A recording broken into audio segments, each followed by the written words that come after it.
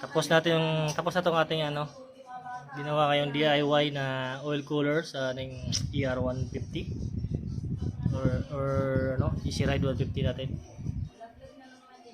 Pinutol ko lang to, mahaba kasi to, pinutol ko tapos saka ko binaliktad, tapos dito sa nanggaling, tapos binarinahan ko na lang siya para magkaroon siya ng maliit na butas para lagyan na natin ng hose nito. Ito yung hose niya. Kasi ito plastic lang kasi ito nung in-order ko nung una sa Lazada, yung ano niya, oil cooler niya.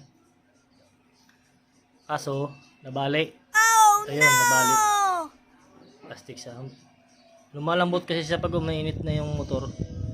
Kaya nag-isipan ko, nag-order ako sa Lazada itong aluminum. Ito, medyo maganda to kasi aluminum siya, hindi siya plastic. Ngayon kakabit natin dito sa motor. Doon sa labas. Okay? Samahan niyo ako.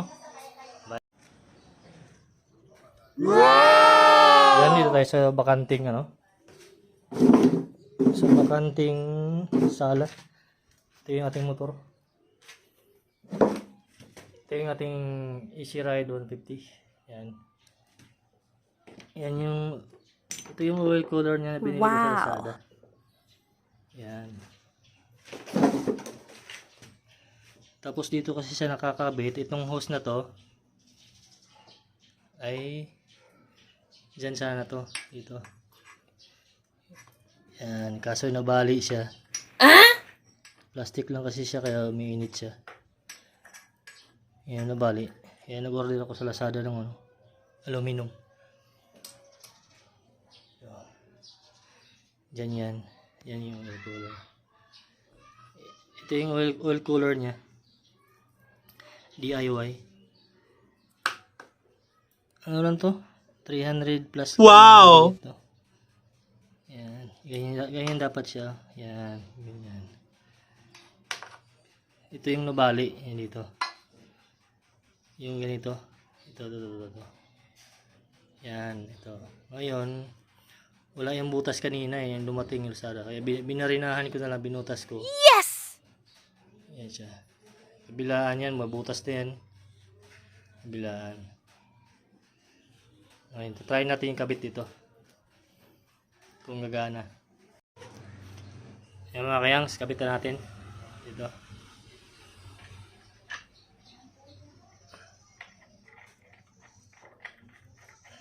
Saktong-sakto naman siya, no? Sakto lang siya. Kasukat lang siya itong, ano, yung stock natin na oil cap. Yung takip niya.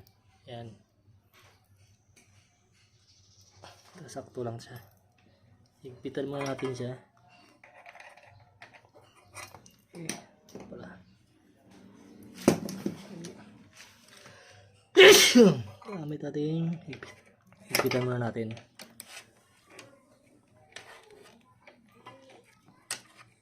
Yan.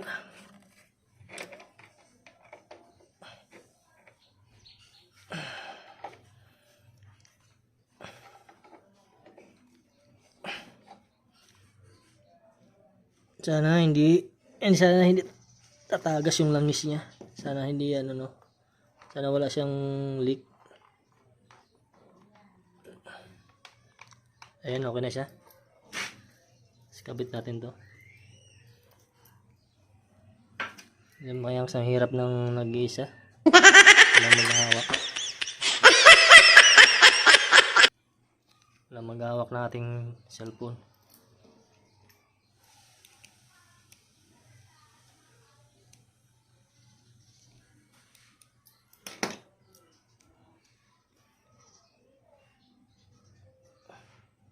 Lagay mo natin yung pang lock. Ayan, yung lock niya. So, tanggalin mo muna natin itong nabali.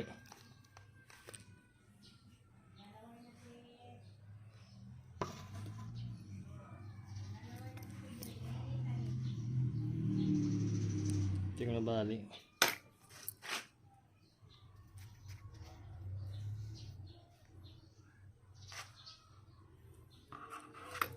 Tanggalin naman natin.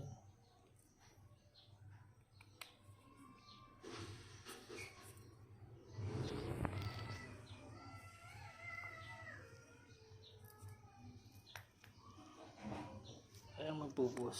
Lagyan mo natin sa tuhod yung cellphone. Yan. Tanggalin mo natin ito nabali. Ito yung nabali niya. Yan. Yan ah. Kita nyo? Plastic lang kasi siya. Yan. Dito. Ito yung naputol ito. Ayan ang focus. Yan ito. Putol kasi siya. So yan mga yangs. Kabit natin ulit dito sa bago natin ano. Binili natin ng bagong ano. Oil cap. Yung takip na. Luwag na natin konti para magkasya.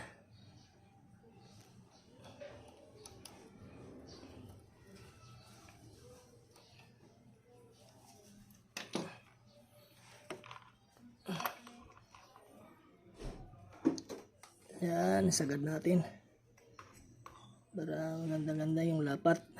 Para sigpitan natin.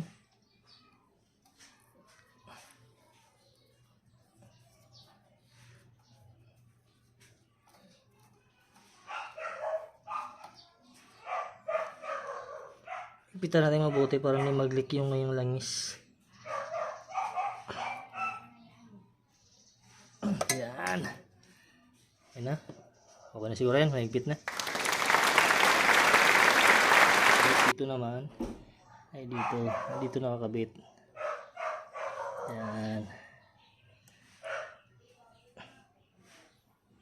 Yan. Makikita nyo mga yangs. Yan siya nakakabit niya. Ngayon. Ganyan na itsura niya. Ito yung dadala ng lamig. Papunta. Palabas. Ano yung gagaling yung langis. Ilalabas niya yung init ng langis. Ilalabas niya dito. Wow! Kaya lumalamig yung langis niya kahit pa paano. Para pag sa long ride, wala siyang problema. Hindi siya mag-overheat. Yeah, ayan lang siya. Ayan yung tsura niya kaya. Igpitan muna natin to.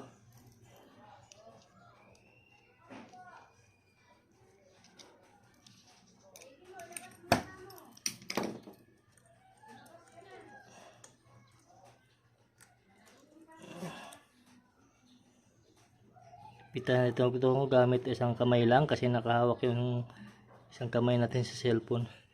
Yun. Hindi mahigpit na pwede natin gamitan ng Phillips screw. Ayan, okay na. Phillips screw natin siya. Yung tri-star na dulo niya.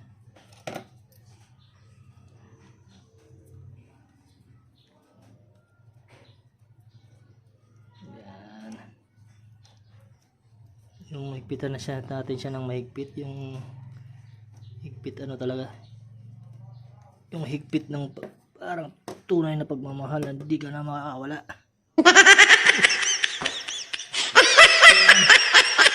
Yan.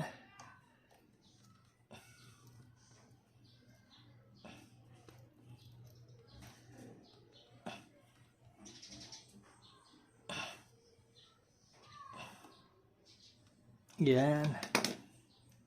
Okay na.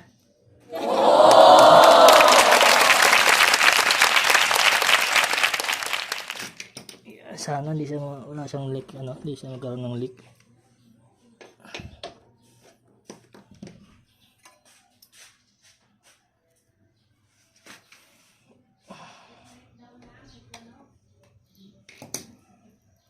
Try natin siya panda rin.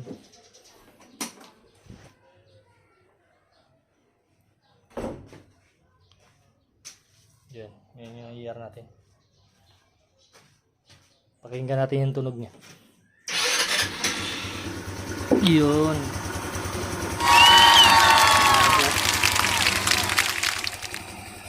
Okay na ulit yung ating oil cooler. Pinapit ko lang niya siya dito. Nakikita nyo yung ito. Yan. Dati yan, nakamount na yan siya. Dati yan. Mayroon talaga siya. Stock na yan. Kaya saktong-sakto lang binili ko to. Kaya nakabit natin siya ng maayos. Ayan, tunog niya.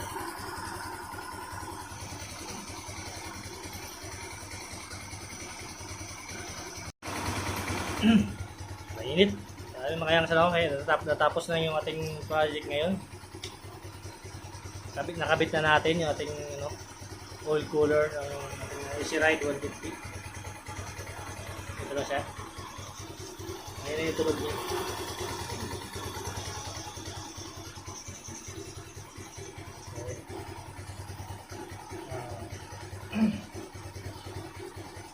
Hingi lang din po ako sa iyo ng tulong mga kayangsong na mag-like, subscribe sa aking channel, sa aking munting channel, Kayang Mix TV. Bago lang po akong bago lang po channel ko yan. Okay? Huwag po kasi magsasawa. Magandang araw po sa inyo lahat. Bye!